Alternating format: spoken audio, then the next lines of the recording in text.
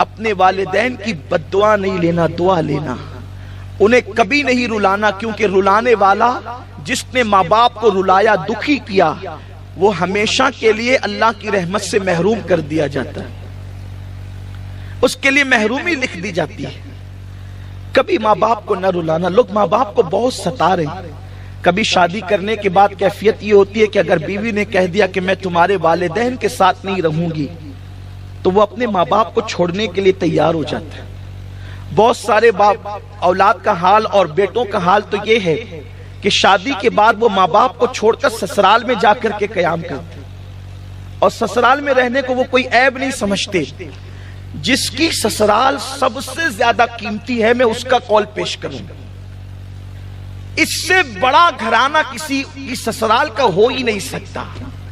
آئیے اس کی سسرال کی بات کرتے ہیں جسے دنیا شیر خدا، باب مدینۃ العلم، علی مرتضی سید السادات، مولائے کائنات علی مرتضی جسے دنیا کہتی ہے، ان کی سسرال جیسی سسرال کس کی ہو سکتی ہے؟ ان کی سسرال مصطفیٰ جان رحمت کا گھر ہے۔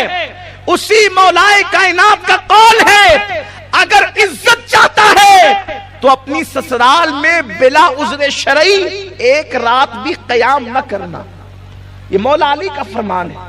اگر عزت چاہتا ہے، آپ مجھے گالی دیں گے ہو سکتا ہے، لیکن میں جو ہے وہ حق بات کہنا چاہتا ہوں، اور طبیعت میں یہی ہے۔ ممکن ہے جو اپنے سسرال میں رہتے ہیں ان کو برا بھی لگے، عذر شرعی کی بنیاد پہ رہتے ہیں تو بات الگ ہے، لیکن مولائے کائنات نے فرمایا اگر عزت چاہتا ہے بلا عذر شرعی، مسافر ہے رات کو قیام کر سکتا ہے، کوئی عذر ہے، کوئی بیمار ہے رات میں قیام کر سکتا ہے، بلا عذر شرعی سسرال میں ایک رات بھی قیام نہ کرنا اگر عزت سسرال میں چاہتے ہو تو، اس لیے کہ سسر کے گھر رہنے والے داماد کی اتنی بھی عزت نہیں ہوتی جتنی چوکھٹ پہ بیٹھنے والے کتے کی عزت ہوتی ہے۔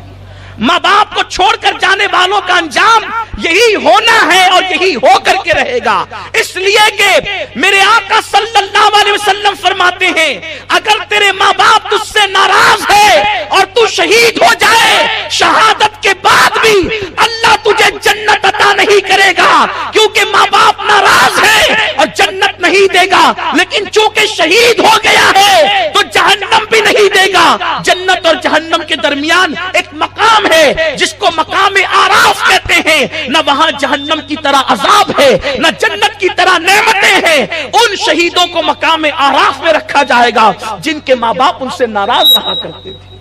شہید ہو کر بھی جنت نہیں مل سکتی اگر ماں باپ ناراض ہے تو، لیکن جہنم میں بھی نہیں جائے گا کیونکہ شہید ہوا ہے، اس لیے اس کو مقام آراف میں رکھا جائے گا۔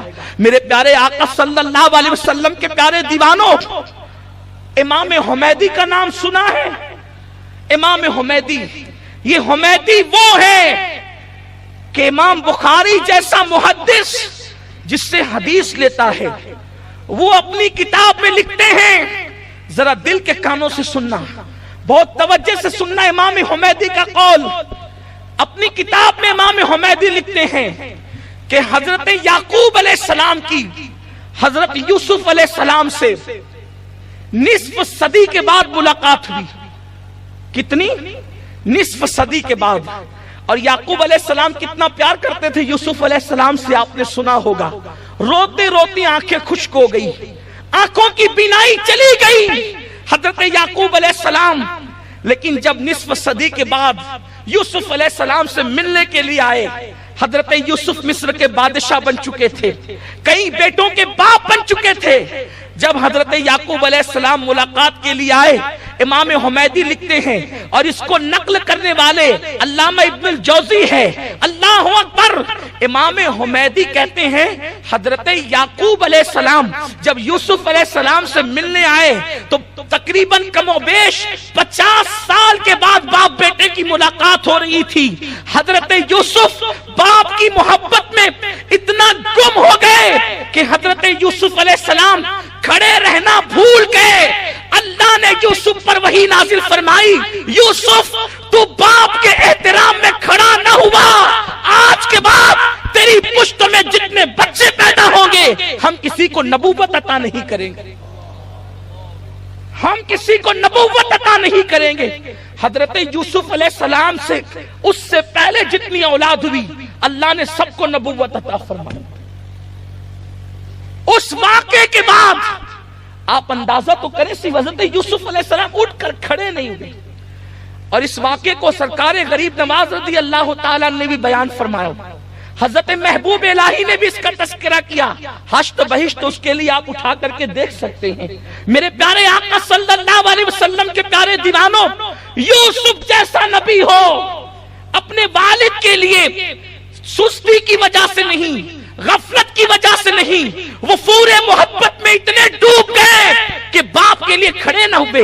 اسی لیے بزرگان دین فرماتے ہیں اگر ماں باپ موجود ہو اب وہ کھڑے ہو تو تمہارے لیے بیٹھنا بے ادبی ہے۔ یہاں تک فرمایا گیا اللہ اکبر، موت امام مالک کا درس ہو رہا تھا، ایک محدث درس دے رہے تھے، اتنے میں وہ محدث اچانک درس چھوڑ کر کے اٹھ کر کے کھڑے ہو گئے اور تھوڑی دیر کے بعد پھر بیٹھ کر درس شروع کیا۔ لوگوں نے کہا آپ جو ہے درس چھوڑ کر کے اٹھ گئے جبکہ آپ کا معمول نہیں۔ فرماتے ہیں میں نے دیکھا میری ماں کھڑی ہو گئی تو میں بھی کھڑا ہو گیا، میری ماں بیٹھ گئی تو میں بھی بیٹھ گیا، کیونکہ اللہ نے یہ جو نعمت دی ہے وہ میری ماں کے احترام کے صدقے میں عطا فرمائی۔